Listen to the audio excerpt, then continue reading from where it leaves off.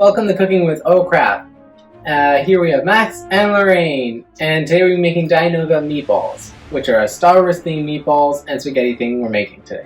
You'll need breadcrumbs, 1 egg, minced garlic, oregano, herbivore, cilantro, basil leaves, parsley flakes, olives, some Parmesan cheese, and 1 pound of ground beef. Okay, step 1, you want to get your ground beef, you want to mix it really nice, 1/4 cup breadcrumbs, and just dump it in.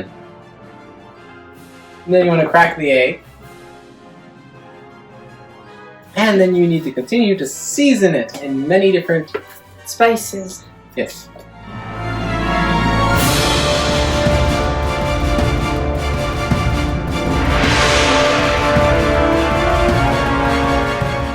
Season it according to your taste and what you like and dislike.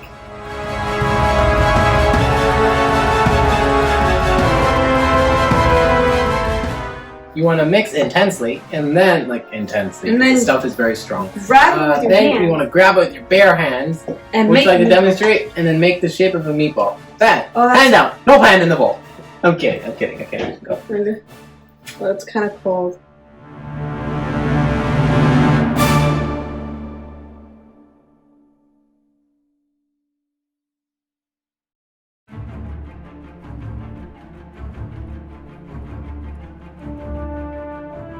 And remember to preheat the oven to 400 degrees of Fahrenheit, and you want to get a tray and put some parchment paper out. But before you do all that, no, do all that first. And then you want to take a knife, and you want to stir these little... I'm just kidding. You want to poke a hole, make an X shape, And then... make an X shape in the meatball. Then you want to grab an olive. I'll put the olive. I'll put the olive. Can I actually taste one? And you want to jab it into it. No, you don't. Like an eye into an eye socket. And now you have eye. You want to repeat this. You want to repeat this many times, which each individual meatball. That way you have multiple eyes. Eyes and ears everywhere.